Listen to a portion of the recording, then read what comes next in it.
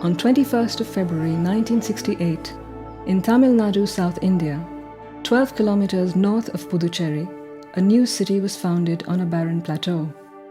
The founder, Mira Alfasa, known as the Mother, called the future city Auroville, the City of Dawn.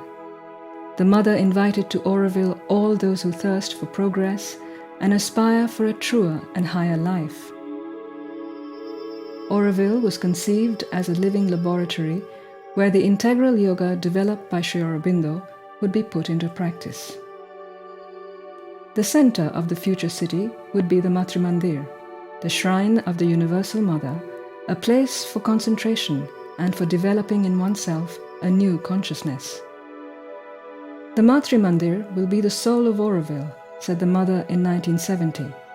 The sooner it is there, the better it will be for everybody, especially for the Aurovillians.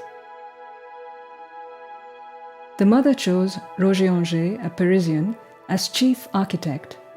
He would commute between Paris and Auroville throughout the construction phase.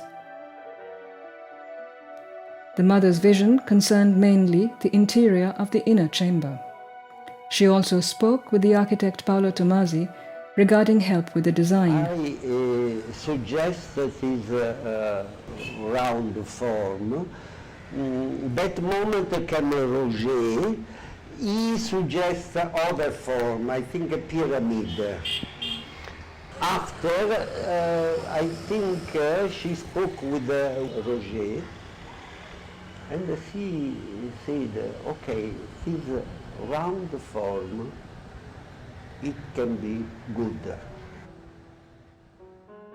For the rest of the structure, she relied on the chief architect's proposals, but insisted on daily reports and took the final decisions. In her vision, the chamber will be a kind of hall, with 12 facets, 12 columns, and at the center on the floor, her symbol. And on it, the 4 symbols of Sri Aurobindo joined together in a square holding a globe made of some transparent substance. The ray of sun will strike this globe. There will be an opening for the ray to enter. No windows, no pictures, no flowers, no religion. And the hall will be air-conditioned. On the floor, a soft carpet will cover everything except the center. It will be a place for concentration, for trying to find one's consciousness. The construction of the Matrimandir, located at the center of Auroville, at the geographical center of Auroville, is a necessity for the city. It is a necessity in the sense that it represents a connecting link between the inhabitants. It is difficult to compare it with the significance of the cathedral in earlier cities, because Auroville is not at all a new religion, so it cannot be a temple either. It is the expression of the faith of the inhabitants towards what represents the common ideal.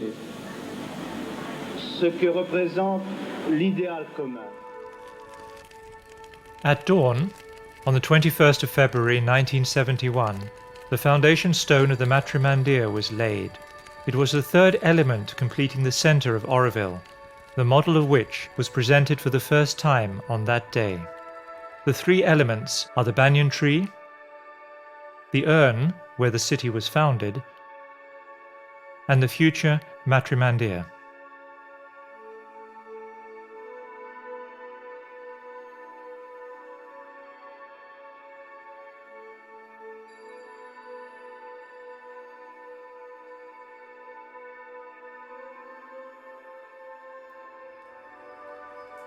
Over the weeks and months that followed, a handful of Aurovillians, Ashramites and friends dug into that red earth on an area roughly marked as the excavation site for an immense crater, 10.5 meters deep and 50 meters across. Despite all their efforts, the work did not go quickly enough, and people started to seriously question whether those few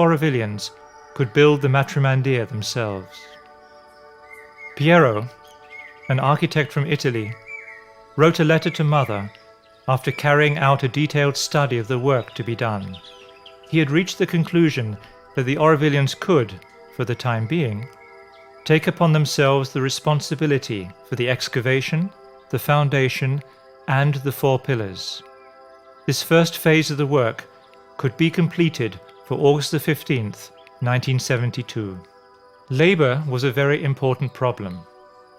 At that time, some 50 people lived in Auroville. To ensure a regularity of work, it would be necessary to rely on paid labour, while keeping some specific tasks, such as concretings, as a priority for the Aurovillians. The work was relatively simple, and Piero had enough experience to assess that the work could be realized under his direction with the help of an engineer's office in Chennai. The proposal was approved by the mother. It was decided to hire Tamil labourers from the surrounding villages to speed up the process. Beginning in November 1971, around 400 labourers began removing the earth bit by bit. Earth-moving equipment was suggested, but rejected because of its inability to negotiate the steep incline, as well as its high cost. Besides, there was a general rejection of heavy machinery when it could be avoided. By February the 21st, 1972, the excavation was complete. 20,000 cubic meters of earth had been displaced.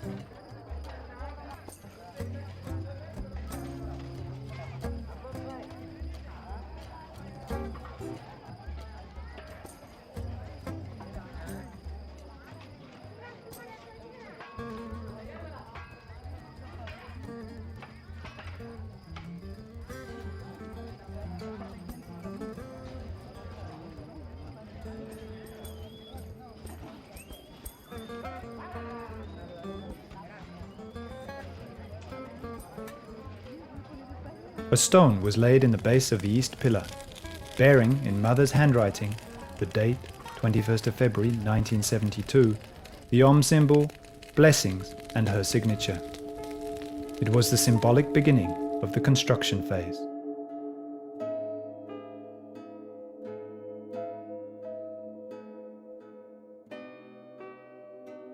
Well, as I say, it's very simple. If Piero gives you a drawing and says, well, this size steel goes every 15 centimeters, and this size steel comes the other way at every 20 centimeters, you don't have to be a genius to do that. Huh? I mean, to design it you might have to be, but to actually tie pieces of steel together in a network and pour the concrete in and vibrate it is experience. I mean, you learn as you go along. So we learned, I mean, for myself, I learned only the skills as an engineer that I needed in Matrimandir. I didn't know anything else. We were in need to have labor for the night work, and so we were sending word around, and even from Pondi. We got such a beautiful response from that. Many people were coming at 6 o'clock now when we started, and they were working till 1 o'clock, 2 o'clock in the night. And for this huge concreting in the foundation, the work was lasting many hours. Sometime we got maybe 150 persons working with the spotlights and cramping and down and running around with the wheelbarrows and so on. It was a nice atmosphere, full of enthusiasm.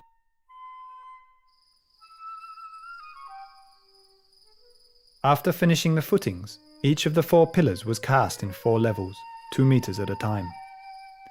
Concreting started on the east pillar, even as the shuttering for the next pillar was being prepared, and this rhythm went on until all 4 pillars had reached ground level, a height of 8.64 meters above the foundation.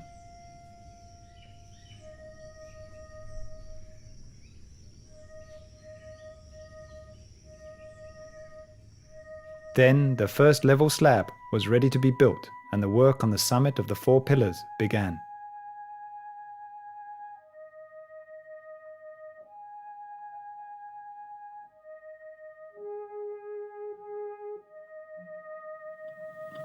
And it so happened that we casted just the last tip of the 4th pillar on the same day and the same hour when Mother left her body. So it was symbolically the completion of the 4 aspects of the Mother that were casted into concrete. The first layers of the ribs, structurally supporting the sphere and the second level slab, were completed on the 29th of March, 1974.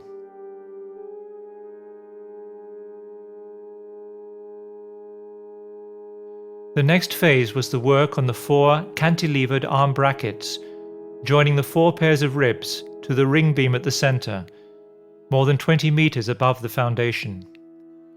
These brackets and this ring beam would later support the floor of the inner chamber.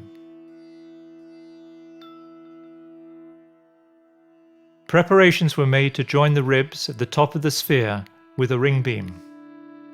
On the 28th and 29th of May 1976, the ring beam was concreted. This was to provide an opening for the sunbeam to enter the inner chamber as a single ray of light and to strike the crystal.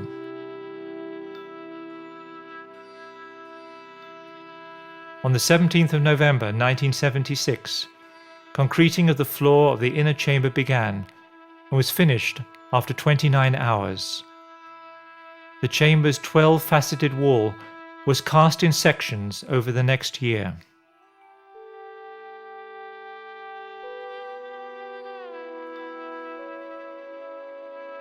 Concreting of the chamber roof began in February 1978, quarter by quarter, and was cast through numerous concretings over the next 2 months. In addition to the people working on the ground, some 50 people were present on the 160-ton roof when the final chetty of concrete was placed. It was a powerful and very special moment in Oroville's history.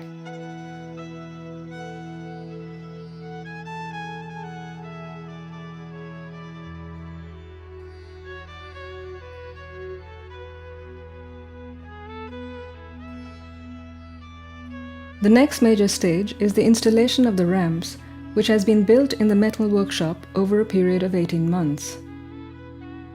The ramps start from the second slab and spiral upward until they reach the inner chamber.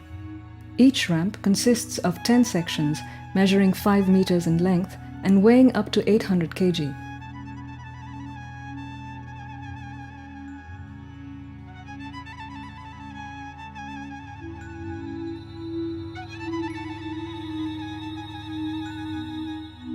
Once in place, they are double welded together. The 2 sections that pass through the pillars and the footings also have to be concreted into position.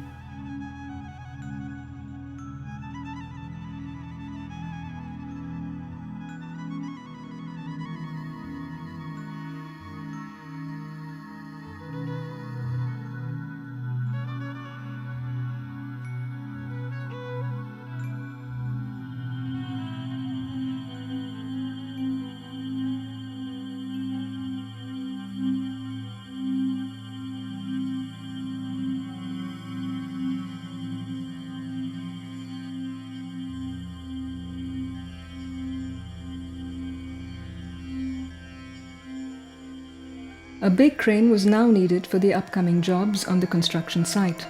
A crane of this size was not available in India at that time. So, one was designed and built in the Matrimandir workshop during 1979 to 1980.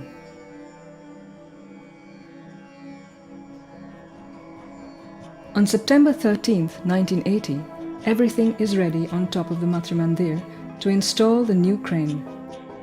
A large scaffolding that stuck out 4 meters above the walls of the chamber had been erected to hoist up the large conical tower, the 20-meter boom and the 10-meter arm for the counterweight.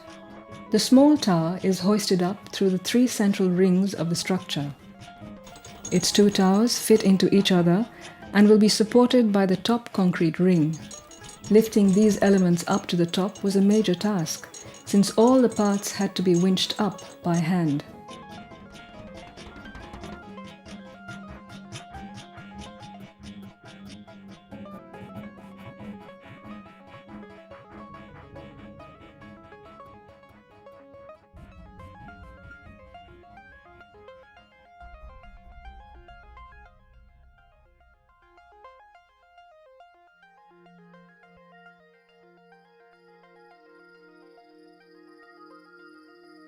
The space frame that supports the skin of Matrimandir is composed of a grid of prefabricated RCC beams of varying lengths, which were assembled together to give a shape to the sphere. It's the 1st of June today. The last beams will have been precast. Then they get a bath in this pool here for about 3 to 4 weeks. They will sit there until their predestined day to be hoisted up and cast in the right places. 4 diagonal and 2 horizontal beams were welded together with a steel spiral. At the junction of these beams, a chicken mesh and plaster box was made. The purpose of this box